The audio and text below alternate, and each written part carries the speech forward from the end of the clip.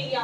Perimeter और area के बारे में हम जानेंगे और बहुत सारी शेप्स का पेरीमीटर और एरिया के बारे में भी हम जानेंगे। सबसे पहले हम जानते हैं एरिया ऑफ रोम्बस।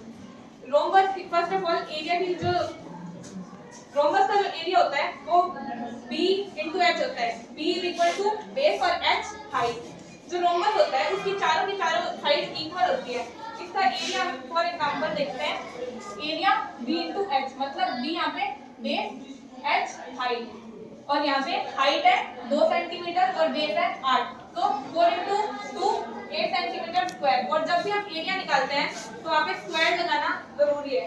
और जो दूसरा मेथड है रोम्बस के एरिया निकालने का वो है 1/2 into d1 into d2।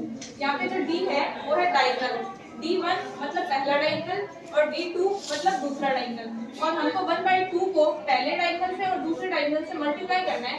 और इस मेथड का प्रयोग जब करेंगे जब हमारे पास डायगोनल गिवन हो, और डायगोनल गिवन नहीं है तो हम इस मेथड का प्रयोग करेंगे। और ये मैंने पहले बता दिया, base into height 4 into 2 8 centimetre square. अगर डायगोनल गिवन हो तो हम 1/2 into d1 into d2 करेंगे और फिर उस मेथड से भी हमें एरिया मिल जाएगा। और जो एरिया होगा वो दोनों का ही सेम होगा। Perimeter of rhombus 4 into side. Rhombus का पेरीमीटर 4 into साइड। यहाँ पे पेरीमीटर 4 into साइड 4 क्योंकि इसकी 4 साइड है और 4 इसकी जो है साइड वो है, तो 4 into 4 16 centimetre. Area of parallelogram, सबसे पहले जो पैरेललोग्राम होता है उसकी दो साइड इक्वल होती है। जो अपोजिट साइड होती है वो पैरेलल होती है और इक्वल होती है। एरिया ऑफ पैरेललोग्राम भी b into h है। एरिया दोनों का ही सेम रहेगा, b into h और 1/2 into d1 into d2। यहाँ पे मैंने b into h वाला जो फॉर्मूला है उसका यूज किया है।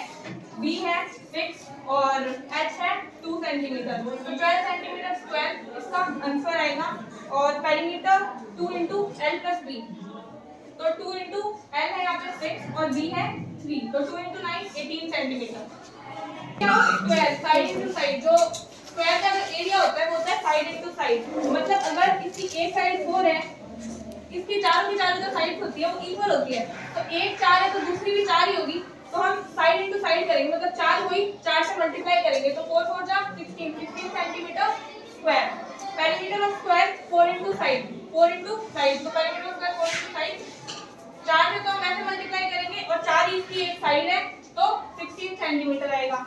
Area of rectangle length into breadth, तो लेंथ इनटू ब्रेड्थ, लेंथ है 6 सेंटीमीटर और ब्रेड्थ है 3 सेंटीमीटर, तो 6 3 जा 18 centimetre square. Perimeter of rectangle 2 into l plus b, l है यहाँ पे लेंथ और b है ब्रेड्थ, तो 2 से मल्टीप्लाई करेंगे, लेंथ 6 plus 3, तो 2 को 9 से मल्टीप्लाई करेंगे 18 सेंटीमीटर। जानेंगे area of circle pi r square. Pi की वैल्यू होती है 22/7 और जो पाई होती है, अगर हमें 22/7 करके हमें एरिया या फिर पेरीमीटर नहीं निकालना सर्कल का, तो हम सर्कमफ्रेंस बाय डायमीटर करके भी निकाल सकते हैं। और इसको हम पाई की डेफिनेशन की तरह भी लिख सकते हैं। और पाई की वैल्यू 22/7। फॉर एग्जांपल अगर r है 2 सेंटीमीटर तो 2 का स्क्वायर हम यहाँ पे यूज करेंगे इसके एरिया को निकालने के लिए। और सर्कमफ्रेंस या फिर पेरीमीटर सर्कल का होता है 2πr, मतलब 2 को हम 22/7 से मल्टीप्लाई करेंगे और इनटू में r भी होगा। और जो r की वैल्यू होती है वो होती है डायमीटर बाय में 2, मतलब r होता है डायमीटर का हाफ। और डायमीटर जो है वो सर्कल की लॉन्गेस्ट कॉर्ड होती है और जो डायमीटर का हाफ होता है वो होता है रेडियस। और डायमीटर सेंटर से भी पास करती है। और जो सर्कुलर लेंथ होती है सर्कल की वो कहलाती है सर्कमफ्रेंस या फिर पेरीमीटर ऑफ द सर्कल।